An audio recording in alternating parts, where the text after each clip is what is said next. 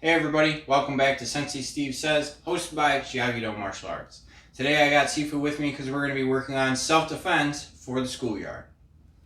So the first one we're going to talk about today is, I am actually going to split this into a two-part video. The first one is using your book bag as like a body armor. Now, book bags come in a lot of different shapes and sizes. This just happens to be the one I've got hanging out. In it, I've got 3 textbooks. Literally, I took everything else out of it just so that when I'm practicing, I don't have to worry about breaking things or hurting people or whatever. But I've got a old criminal justice book, another old criminal justice book, and then a soft cover like EMT book. So in there, I've got probably 5 to 8 pounds of just paper. Now the cool thing with thick books like that are they're actually significantly puncture resistant. So if somebody's trying to stab at you with a knife or something like that, it's not the best thing in the world, but it's way better than using your skin. So if you're in like some kind of like thing at school where you're getting in trouble, somebody's trying to hurt you, or you're walking home from school or whatever it is, if somebody comes at you with a knife, at least you have something that will at least stop it. All right, it's not foolproof, but again, it's better than your skin.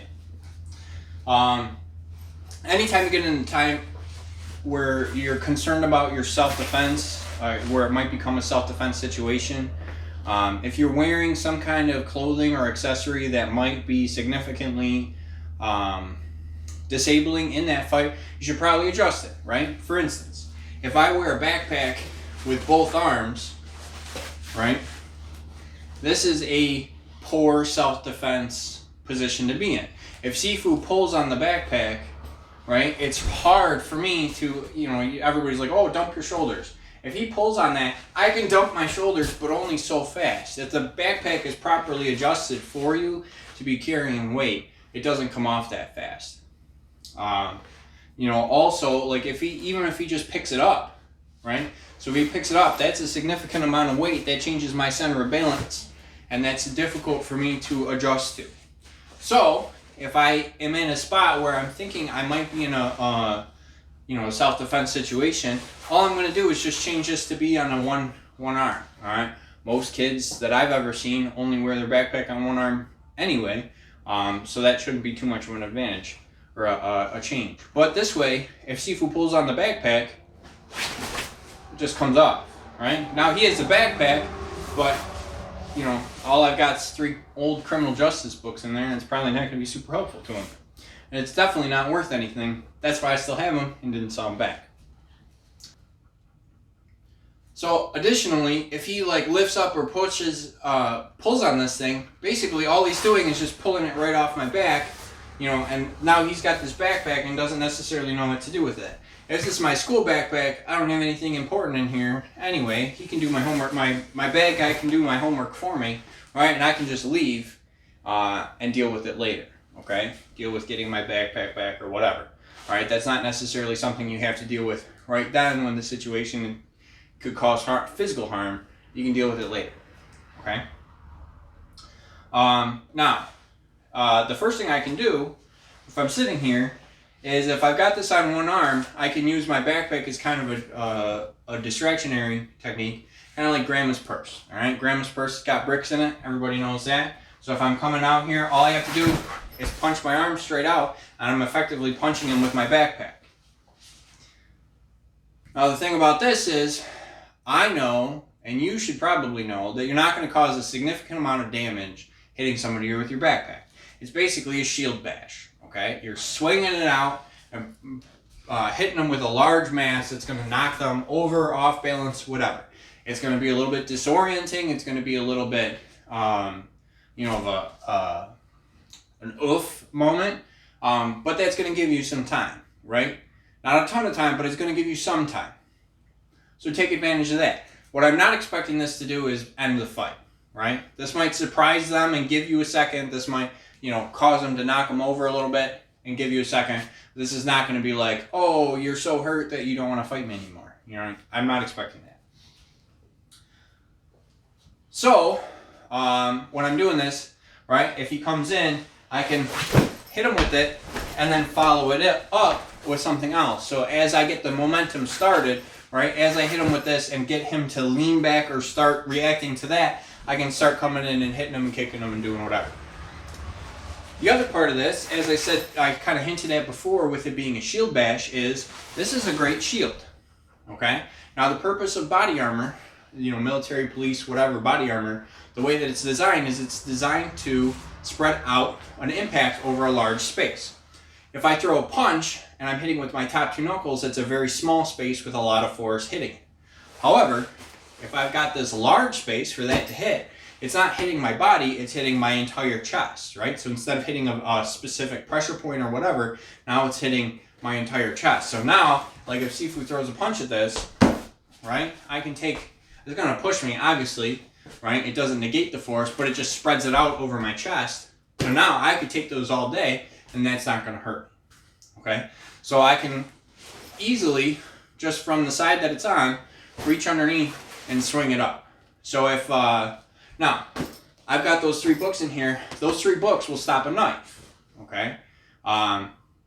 They'll stop them significantly better than your hands will, or your skin.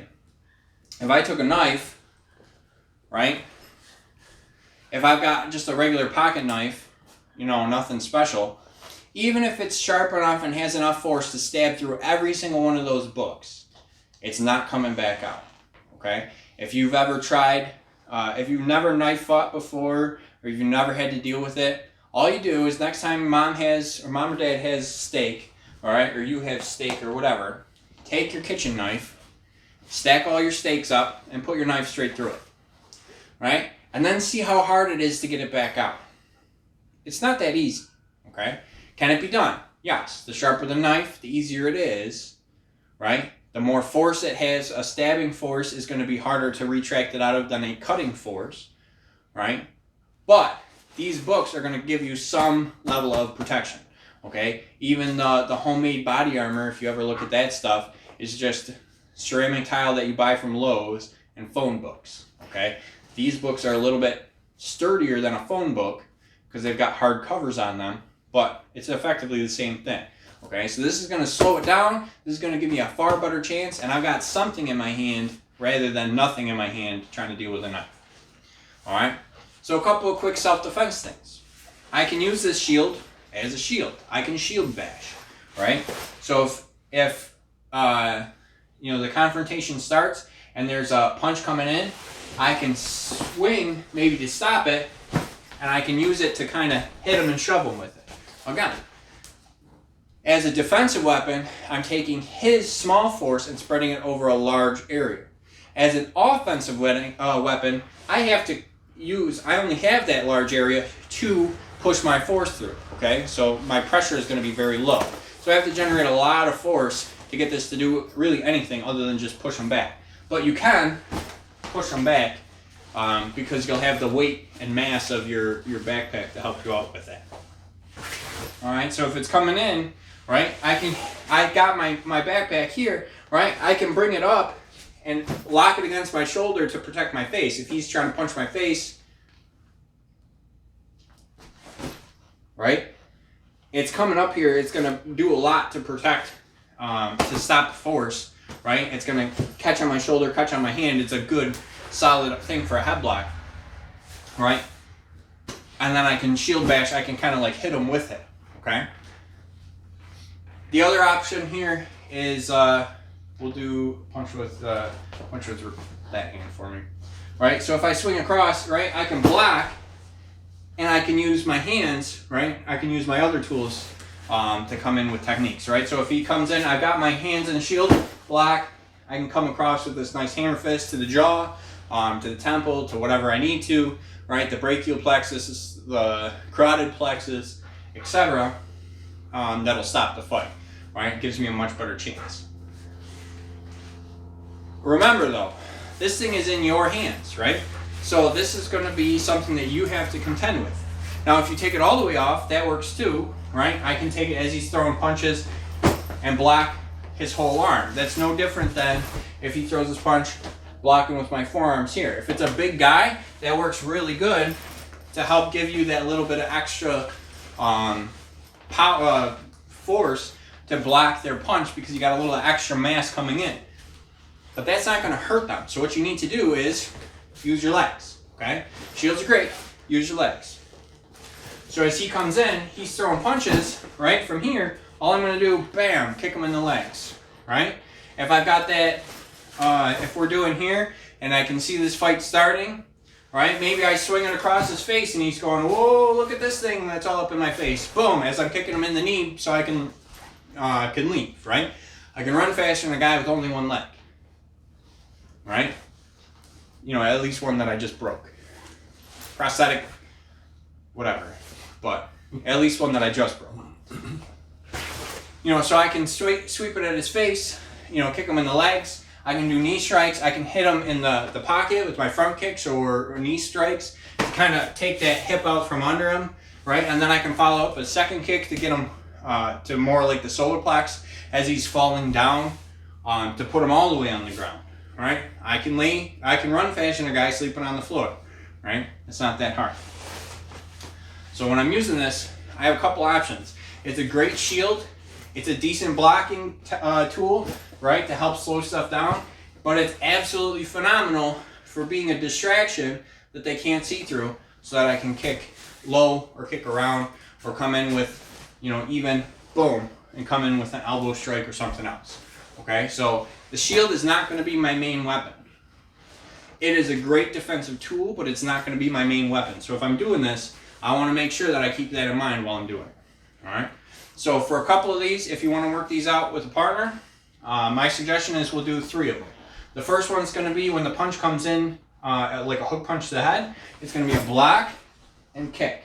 Now this kick can either be a knee strike to the quad to give him a nice Charlie horse. It can be a knee strike to the hip to kind of pop his hip and get him to start leaning back. Or it can be a solid shin kick right to his knee to help pop the knee out from under. Okay, so I'm just coming in and it's all following the same rotation, block, kick, and taking it out. Okay. Another good one is we'll do the punch. So as we're sitting here, he starts coming at me. I don't like him coming at me, so I'm going to sweep at his head and kick him in the groin. Okay? I'm not going to kick my partner in the groin. All right, your partner will thank you for not kicking him in the groin. But if you kick him in the belly button, that's a good proxy. And it's also not a bad target itself. If you kick somebody in the belly button, it's a lot like kicking them in the pocket. It's gonna fold them in half and get them to back up. All right, so it gets you on the right center line, so you can kick somebody in the groin. It's a little bit higher, much safer target, especially when you like your partner. The last one we're gonna do is the distractionary one. So as he comes in to attack, I'm just gonna come up to his face. Right, so whether he's throwing it could be anything, and he can mix it up, whether it's a punch or a shudo or a whatever he wants it to be. As it's coming in, I'm just throwing this up in his face, right? And I can smash him in the face if I didn't like my partner, right? And then I'm following it up with like a knee smash to the groin or whatever. All right, so work a couple of those back and forth. Get your backpack, kind of move it around, and then keep that in mind when you're walking around. All right, if you're a school-age kid or a college-age kid, whatever, you got your backpack. You could do the same thing with those messenger bags or briefcases. You just don't necessarily have the shoulder strap if you're rocking a briefcase. Okay, so those concepts all carry, no matter what kind of carrying thing that you have. Purses tend not to have the large solid objects like books or computers in them, but I mean you can wreak some damage with a brick in your purse. Just ask your grandmother, right? That was the original lock and sock. It's called brick and purse. All right, look it up. With that, that's all I got for today. You guys are awesome as always. Thanks for tuning in. And you guys are dismissed. Hey!